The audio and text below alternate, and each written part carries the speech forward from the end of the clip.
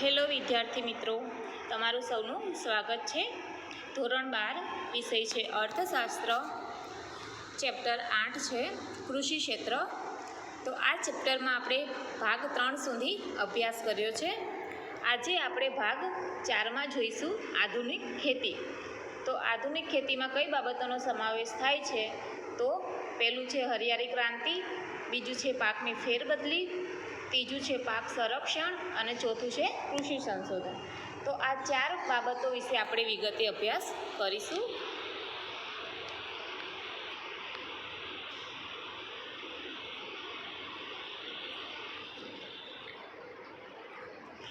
કે ભારતની પરંપરાગત ખેતી જે સેન્દ્રિય ખાતર, બિયારણ, સાદા હળ, બળદ અને ખેતીના પ્રાથમિક સાધનોના ઉપયોગ દ્વારા કરવામાં આવતી હતી. કે જે પરંપરાગત જે ખેતી છે એમાં સેન્દ્રિય ખાતરનો ઉપયોગ કરવામાં આવતો હતો. પછી આપણે જે વસ્તુનું ઉત્પાદન કરવું છે એના બિયારણ લાવવામાં આવતા હતા. પછી સાદા હળ, જે લાકડાના હળ આવે છે તેનો ઉપયોગ કરવામાં આવતો હતો. બળદ અને ખેતીના પ્રાથમિક સાધનોનો ઉપયોગ કરવામાં આવતો હતો. આ સાધનો ખૂબ જ ઓછી ઉત્પાદકતા આપતા હતા. કે આ સાધનોનો આપણે ઉપયોગ કરવામાં આવે તો એનાથી ઉત્પાદન કેવું થતું હતું? ઓછું થતું હતું. તેથી તેઓના ઉપયોગ દ્વારા આખા દેશની ખેતીજન્ય જરૂરિયાતો સંતોષી શક્ય ન હતી. કારણ કે ઉત્પાદન ઓછું થતું હતું એટલે કે આ દેશમાં જેટલા લોકો વસે છે એમને જે જરૂરિયાત હોય છે એ જરૂરિયાત આપણે પૂરી કરી શકતા નહોતા. તેથી જ વર્ષ 1966થી ભારતમાં આધુનિક ખેતીનો જન્મ થયો હતો. પછી શું થયું? 1966થી આધુનિક ખેતીનો ઉપયોગ કરવામાં આવ્યો. આધુનિક ખેતીમાં આધુનિક ટેકનોલોજી જેમ કે હાઇબ્રિડ બિયારણ, રાસાયણિક ખાતર, જંતુનાશક દવાઓ, ખેતી માટેના નવા યંત્રો, સિંચાઈ પદ્ધતિઓ વગેરેનો ઉપયોગ થયો. કે જ્યારે આધુનિક ટેકનોલોજીનો સમાવેશ કરવામાં આવ્યો ત્યારે જે બિયારણ હતા એ કેવા હતા? હાઇબ્રિડ બિયારણ હતા. પછી રાસાયણિક ખાતરોનો પણ ઉપયોગ કરવામાં આવ્યો, જંતુનાશક દવાનો છંટકાવ કરવામાં આવતો હતો અને ખેતી માટે જે નવા યંત્રોની જરૂર પડે, બરાબર, યોજારો, એ પણ કેવા હતા? નવા હતા. અને સિંચાઈની પણ સારી સુવિધા હતી. એટલે આના લીધે શું થયું? કે ઉત્પાદનમાં વધારો થયો, જેના કારણે ખેત ઉત્પાદનમાં અભૂતપૂર્વ વધારો થયો, જેને એક પ્રકારની ક્રાંતિ ગણવામાં આવે છે. એટલે કે નવું કંઈક શોધવામાં આવે, નવી વસ્તુ, જંતુનાશક દવાઓ, ખેતી માટેના નવા યંત્રો, આ બધી વસ્તુનો સમાવેશ કરવામાં આવે તો એમાં શું થાય છે? કે એક પ્રકારની ક્રાંતિ ગણવામાં આવે છે. આ ક્રાંતિ ખેતી ક્ષેત્રમાં થયેલ હોવાથી તેને હરિયાળી ક્રાંતિના નામે ઓળખવામાં આવે છે. કે આ ક્રાંતિ છે ખેતી ક્ષેત્રમાં થઈ છે એટલે એનું નામ આપવામાં આવ્યું છે કે હરિયાળી ક્રાંતિ તરીકે આપણે એને ઓળખીએ છીએ. હવે બીજું છે હરિયાળી ક્રાંતિ.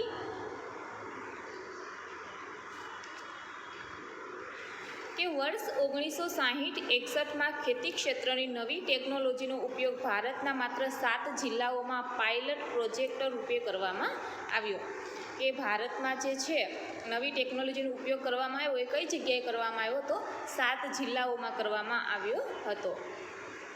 જેને શરૂઆતમાં IADP એટલે કે ઇન્ટેન્સિવ એગ્રીકલ્ચર ડિસ્ટ્રિક્ટ પ્રોગ્રામ એટલે કે જિલ્લાઓ માટેનો સઘન ખેતીનો કાર્યક્રમ સ્વરૂપે ઓળખાયો હતો.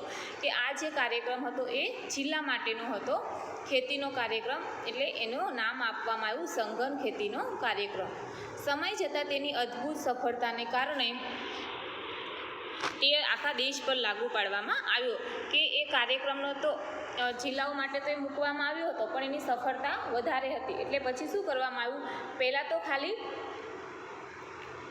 ખાલી 7 જિલ્લા માટે એ કાર્યક્રમ મૂકવામાં આવ્યો હતો પણ એનો સફળતા એને વધારે મળી. તો એના લીધે એણે શું કર્યું? કે આખા દેશ માટે એ લાગુ કરવામાં આવ્યો. ત્યારે તેને HIVP એટલે કે હાઇડ વેલ્યુડિંગ વેરાઇટીઝ પ્રોગ્રામ એટલે કે ઊંચી ઉત્પાદકતા આપતી જાતોનો કાર્યક્રમ નામથી ઓળખાયો. કારણ કે આખા દેશમાં લાગુ કરવામાં આવ્યો હતો એટલે એનું નામ પછી બદલી નાખ્યું અને એનું નામ બદલીને શું રાખ્યું? કે ઊંચી ઉત્પાદકતા આપતી જાતોનો કાર્યક્રમ. કે ઉત્પાદન કેવું આપે છે? વધારે આપે છે, એટલે એનું નામ બદલી નાખ્યું હતું. જેને હરિયાળી ક્રાંતિના નામથી પણ ઓળખવામાં આવે છે. આ ઉપરાંત તેને આધુનિક ખેત ટેકનોલોજીનો કાર્યક્રમ અથવા તો બિયારણ, ખાતર અને પાણીની ટેકનોલોજીનો કાર્યક્રમ તરીકે પણ ઓળખવામાં આવે છે. એટલે આના વિવિધ નામ પણ આપ્યા છે. હવે જોઈશું પાકની ફેરબદલી.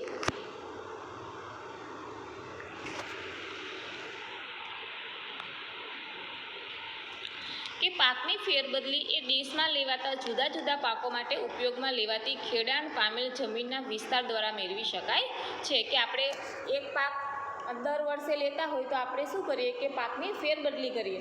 કે આ વર્ષે સિંગનું ઉત્પાદન, મગફળીનું ઉત્પાદન કર્યું તો પછી આવતા વર્ષે કપાસનું ઉત્પાદન કરીએ, પછી એના વર્ષે શેરડીનું ઉત્પાદન કરીએ. એટલે શું કરવામાં આવે છે? પાકની ફેરબદલી કરવી છે તો આપણે જમીનના વિસ્તાર દ્વારા આપણે મેળવી શકીએ છીએ. પાકની ફેરબદલી એ ખેતી કાર્યનું સ્વરૂપ દર્શાવે છે. એ ખેતી કાર્યનું સ્વરૂપ કેવું છે, ખેતર કેવું છે, એ રીતે આપણે પાકની ફેરબદલી કરી શકીએ છીએ. સામાન્ય રીતે બે પ્રકારના પાક હોય છે. એક તો અનાજનો પાક અને બીજું અનાજેતર પાક, જેને આપણે રોકડિયા પાક તરીકે પણ ઓળખીએ છીએ. કે જે અનાજેતર જે પાક છે એને આપણે રોકડિયા પાક તરીકે પણ ઓળખીએ છીએ. અનાજના પાકમાં ઘઉં, ચોખા, બરચટ અનાજ, બાજરી, જુવાર, મકાઈ વગેરે. અનાજના પાકમાં શેનો સમાવેશ થાય છે? તો ઘઉં, ચોખા, બરચટ અનાજ, બાજરી, જુવાર, મકાઈ વગેરેનો આપણે અનાજના પાકમાં ઉપયોગ કરીશું. અને બીજું છે કઠોળનો પણ સમાવેશ થાય છે. અનાજેતર જે પાક છે, જે અનાજના જે પાક છે એમાં ઘઉં, ચોખા, બરચટ અનાજ અને કઠોળનો પણ સમાવેશ થાય છે. અને જે રોકડિયા પાક છે એમાં વિવિધ તેલીબિયાં, મગફળી, તલ, એરડો, સોયાબીન, અળસી, સૂર્યમુખી વગેરે ઉપરાંત શેરડી, રબર, કપાસ, શણ વગેરેનો સમાવેશ થાય છે. એટલે તમને રોકડિયા પાકનું પ્રશ્ન પૂછે કે રોકડિયા પાકના બે ઉદાહરણ જણાવો, તો તમે આમાંથી કોઈ પણ બે તમે લખી શકો છો. હવે છે પાકની ફેરબદલી માટેના બે મુખ્ય કારણો હોય છે. આપણે પાકની ફેરબદલી કરીએ છીએ તો એના બે પણ કારણ છે. તો કે ટેકનોલોજીકલ પરિબળો અને આર્થિક પરિબળો. તેમાં જોઈશું ટેકનોલોજી પરિબળ. કે કોઈ એક વિસ્તારમાં પાકની ફેરબદલી એ જમીન, આબોહવા, વરસાદ વગેરે બાબતો પર આધાર રાખે છે. કે આપણે પાકની ફેરબદલી કરવી છે, બરાબર, તો આપણે પહેલાં એ નિરીક્ષણ કરવું પડે કે એ જમીન કેવી છે. પછી અત્યારે જે પાકનું વાવેતર આપણે કરીએ છીએ તો અત્યારે જે આબોહવા છે એ એને અનુકૂળ છે કે નહીં. પછી વરસાદ, આ પાકને આટલો વરસાદ જોઈશે તો અત્યારે વરસાદની સિઝન છે તો આપણે આ પાકનું ઉત્પાદન કરી શકીએ કે નહીં. તો આપણે આ બધી બાબતો પર ધ્યાન રાખવું પડે છે. દાખલા તરીકે મધ્યપ્રદેશમાં વર્ષો સુધી બાજરીનો પાક લીધા બાદ ચોખાનો પાક લેવામાં આવે છે. કે જે મધ્યપ્રદેશ છે ત્યાં વર્ષો સુધી બાજરીનો પાક લીધો અને પછી બાજરીનો પાક લીધા પછી એ લોકો શું કરે, ચોખાનો પાક લે છે. ભારતના ઘણા રાજ્યોમાં સિંચાઈની સગવડોના આધાર પર શેરડી, તમાકુ જેવા પાક લેવામાં આવે છે. કે સિંચાઈની સારી સગવડ હોય તો પછી શેરડી અને તમાકુ જેવા પાક પણ લે છે. આમ પાકની ફેરબદલી મૂડી, નવા બિયારણો, ખાતરો, ધિરાણની સગવડો વગેરેના આધારે શક્ય બને છે. કે જે આપણે પાકની ફેરબદલી કરીએ છીએ તો પછી આપણી પાસે મૂડી એટલે કે પૈસા છે, પછી નવા બિયારણ છે, આપણે જે વસ્તુનું ઉત્પાદન કરીએ છીએ એના બિયારણ નવા છે કે નહીં એ પણ આપણે જોવું પડે. પછી ખાતરો, ધિરાણની સગવડો વગેરેનો આધાર શક્ય બને છે. હવે જોઈશું આર્થિક પરિબળ. કે પાકની ફેરબદલી માટે આર્થિક પરિબળો પણ અગત્ય ધરાવે છે. આ આર્થિક પરિબળો નીચે મુજબ છે. તો આપણે એ જોઈશું કે કિંમત અને આવક મહત્તમ બનાવવી જોઈએ. પછી બીજું છે કે ખેતીજન્ય સાધનોની ઉપલબ્ધતા, એટલે કે ખેતીને લગતા જે સાધનોની જરૂરિયાત આપણે છે એ સાધનો અત્યારે ઉપલબ્ધ એટલે કે છે કે નહીં એ પણ આપણે ધ્યાન રાખવું પડે છે.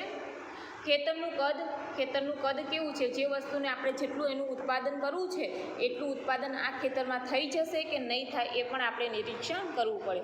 પછી વીમા રક્ષણ, કે આપણે પાક છે તો એમાં કંઈ પણ વાવાઝોડું આવે અથવા તો પાકને કંઈ નુકસાન થાય તો પછી આપણને સરકાર વીમો ઉતરાવેલો હોય છે તો એમાંથી આપણને રક્ષણ મળશે કે નહીં એ પણ આપણે જોવું જોઈએ. પછી મુદત, એટલે કે જમીન માલિક પાસેથી મળેલ જમીનની મુદત, આ બધા પરિબળો એમને અસર કરે છે. આ પરિબળોની ઉપલબ્ધતા કે ઉણપ જે તે પાકની પસંદગી કે ફેરબદલી માટે જવાબદાર હોય છે.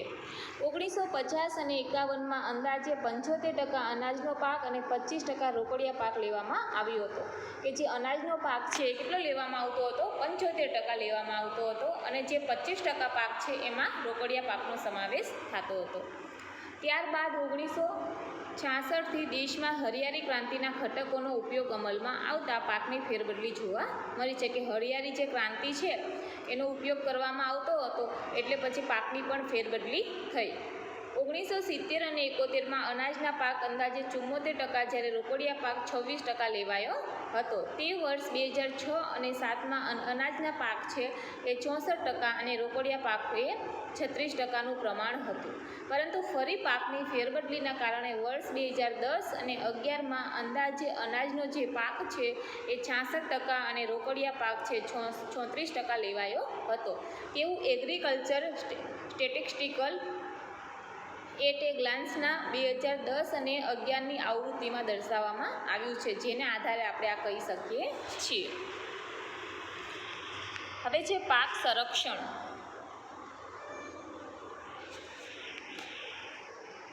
કે જંતુનાશક દવાઓના ઉપયોગ વડે ખેત ઉત્પાદકતા વધવી જોઈએ. જે જંતુનાશક દવાઓ છે એનું જો ઉપયોગ કરવામાં આવે તો ઉત્પાદકતામાં શું થવો જોઈએ? વધારો થવો જોઈએ. પરંતુ ભારતમાં જંતુનાશકોનો હેક્ટર દીઠ વપરાશ ઘણો ઓછો છે. કે 1 હેક્ટર હોય એમાં જેટલી જંતુનાશક દવાઓ આપણે છાંટવાની હોય એટલી આપણે છાંટતા નથી, એટલે કે એનો વપરાશ આપણે ઓછો કરીએ છીએ. આર્થિક સર્વે 2015 અને 16 મુજબ ભારતમાં માત્ર 0.5 કિલોગ્રામ પ્રતિ હેક્ટર જંતુનાશક દવાનો ઉપયોગ થાય છે. કે જે 15 અને 16 મુજબ કે ભારતમાં જે પ્રતિ હેક્ટર જમીન છે એમાં કેટલો જંતુનાશક દવાનો ઉપયોગ થતો હતો? તો કે 0.5 કિલોગ્રામ જેટલો જ થતો હતો.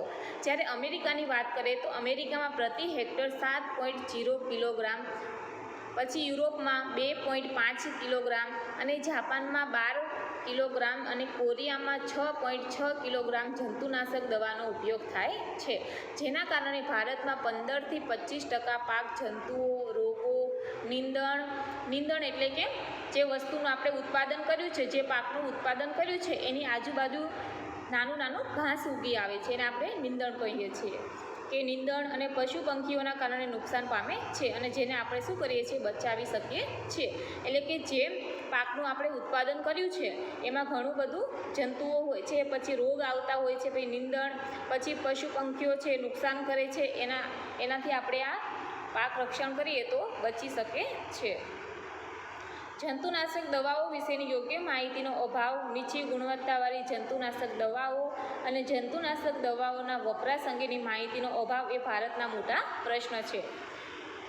કે જંતુનાશક જે દવાઓ છે એના વિશેની આપણી પાસે માહિતી હોતી નથી, એટલે કે માહિતીનો અભાવ છે. પછી નીચી ગુણવત્તાવાળી જંતુનાશક દવાઓ કે જેની ગુણવત્તા કેવી હોય છે? ઓછી હોય છે.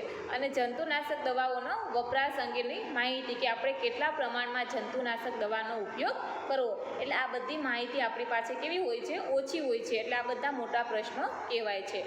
ભારતમાં થતા જંતુનાશક દવાઓનો અયોગ્ય ઉપયોગ પર્યાવરણ અને માનવજાત માટે મોટા પ્રાણઘાતક બની રહ્યા છે. કે જે જંતુનાશક દવાનો અયોગ્ય ઉપયોગ કરવામાં આવે છે, જેટલા પ્રમાણમાં એનો ઉપયોગ કરવો જોઈએ એટલા પ્રમાણમાં કરતા નથી, પણ વધારે પ્રમાણમાં જો ઉપયોગ કરવામાં આવે તો પર્યાવરણ અને માનવજાત માટે પણ એ નુકસાનકારક બની રહે છે. ભારતના ખેડૂતોને જંતુનાશક દવાઓના જુદા જુદા પ્રકારો અને તેમના ઝેરીપણા વિશેની માહિતી આપવા માટે CIBRC એટલે કે central insecticide board and registration committee કાર્યરત છે. કે જે ભારતના જે ખેડૂતો છે એને જંતુનાશક દવાઓ વિશેની માહિતી જોઈતી હોય છે, બરાબર, તો એ શું ક્યાં જશે? CIBRC આ એક સંસ્થા છે, તો ત્યાં બધા જશે અને માહિતી લેશે. જે ખેડૂતોને માહિતગાર કરવા વિવિધ માર્ગદર્શિકાઓ બહાર પાડે છે. કે આના વિશેની માહિતી ખેડૂતો પાસે ના હોય તો ખેડૂતો આ જગ્યાએ જશે અને ત્યાંથી માહિતી લેશે. જે જંતુનાશકોના પ્રમાણ, ઉપયોગોનો ગાળો અને ઝેરીપણા વિશેની સમજ આપે છે કે જંતુનાશક જે દવા છે એનું પ્રમાણ કેટલું લેવું જોઈએ, પછી એનો ઉપયોગ કઈ રીતે કરવો, કે 2 મહિને કરવો, 6 મહિને કરવું કે 15 દિવસે કરવો, અને ઝેરીપણા વિશેની સમજ આપે છે કે આ જે દવા છે એમાં કેટલા પ્રમાણમાં ઝેર હોય છે. એટલે આ બધી બાબતોની માહિતી આપણને આપે છે આ સંસ્થા. આ માહિતીનો વ્યાપ ખેડૂતોમાં વધારવો જોઈએ, જેથી જંતુનાશક દવાઓ પર્યાવરણ સંવર્ધક બને, બિનઝેરી અને સસ્તી બને, જેથી નાના ખેડૂતો પ્રોત્સાહિત થાય અને ખેત ઉત્પાદકતામાં વધારો થાય. કે આ જે દવા છે કેવી હોવી જોઈએ, બિનઝેરી હોવી જોઈએ અને સસ્તી હોવી જોઈએ, જેના લીધે શું થાય છે કે જે ખેડૂતો છે એ પ્રોત્સાહિત થાય છે અને ખેત ઉત્પાદનમાં પણ વધારો થઈ શકે છે. હવે છેલ્લું લાસ્ટ છે કૃષિ સંશોધન, કે ICAR એટલે કે Indian Council of Agriculture Research એ એવી એકમાત્ર સંસ્થા છે કે જે ભારતના વિવિધ કૃષિ સંશોધનો કરાવે છે, તે માટેની એક વ્યવસ્થાઓ પણ કરે છે અને તે માટેની મદદ પૂરી પાડે છે. આ ઉપરાંત દેશમાં ખેતી સહિત બાગાયતી ખેતી, મત્સ્યપાલન અને પશુપાલન વિજ્ઞાન વિશે પણ જ્ઞાન ફેલાવવામાં મદદ કરે છે. ICAR એ હરિયાળી ક્રાંતિના વિસ્તાર માટે પાયાનું કાર્ય કર્યું છે. તેને રાષ્ટ્રીય અનાજ પ્રાપ્તિ અને પોષણયુક્ત રક્ષણ મળી રહે તે માટે શક્ય તેવા પ્રયત્નો પણ કર્યા છે. એટલે કે આ એક સંસ્થા છે અને આ કૃષિ સંશોધનો કરાવે છે અને અમુક ખેડૂતો હોય એને પણ મદદ કરે છે. તો આ ચેપ્ટર અહીંયા પૂરું થયું. તો આપણે સ્વાધ્યાયમાં ધ્યાન આપીશું કે નીચેના પ્રશ્નોના જવાબ માટે સાચો વિકલ્પ શોધો. કે પહેલું છે કે 2011ની વસ્તી ગણતરી મુજબ કેટલા ટકા વસ્તી ગ્રામ્ય વિસ્તારમાં વસે છે? તો જવાબ આવશે એ 68.8% વસ્તી. બીજું છે કે ખેતી ક્ષેત્રમાં વર્ષ 2011 અને 12માં રાષ્ટ્રીય આવકનો ફાળો કેટલો છે? તો રાષ્ટ્રીય આવકનો ફાળો 13.9% છે.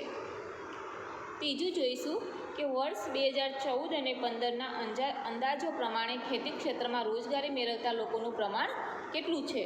તો જવાબ આવશે બી 49%. નાબાર્ડની રચના કયા વર્ષમાં થઈ હતી? તો 1882માં થઈ હતી. હરિયાળી ક્રાંતિનો ભારતમાં સર્વાંગીપણે ઉપયોગ કયા વર્ષથી શરૂ કરવામાં આવ્યો હતો? તો 1961થી. ભારતમાં જંતુનાશક દવાઓનો પ્રતિ હેક્ટર વપરાશ કેટલો છે? તો 0.5 કિલોગ્રામ. અને છેલ્લું છે કે ભારતમાં કૃષિ સંશોધન કરતી સંસ્થા કઈ છે? તો હમણાં આપણે લાસ્ટમાં જોયું કે CIBRC એટલે કે Indian Council of Agriculture research આ સંસ્થા છે. Central institution board of registration committee આ સંસ્થા છે. જવાબ આવશે બી. નીચેના પ્રશ્નોના એક વાક્યમાં જવાબ આપો કે ભારતમાં બીજી પંચવર્ષીય યોજના ક્યારે શરૂ થઈ હતી? તો જે બીજી પંચવર્ષીય યોજના છે એનો સમયગાળો છે 1956. બીજું છે ભારતની નિકાસ આવકમાં ખેતી ક્ષેત્રનો ફાળો કેટલો છે? તો ભારતની જે નિકાસ આવક છે એમાં ખેતી ક્ષેત્રનો ફાળો છે 14.2%. અંગ્રેજોના શાસનમાં જમીન મહેસૂલ ઉઘરાવવાની પ્રથાના નામ જણાવો. તો અંગ્રેજોના શાસનમાં જે જમીન મહેસૂલ ઉઘરાવવાની જે પ્રથા હતી એ 3 પ્રથાઓ હતી. તો એમાં પહેલી છે જમીનદારી પ્રથા, બીજી છે મહાલવારી પ્રથા અને ત્રીજી છે રૈયતવારી પ્રથા. આ 3 પ્રથાઓ હતી. પછી છે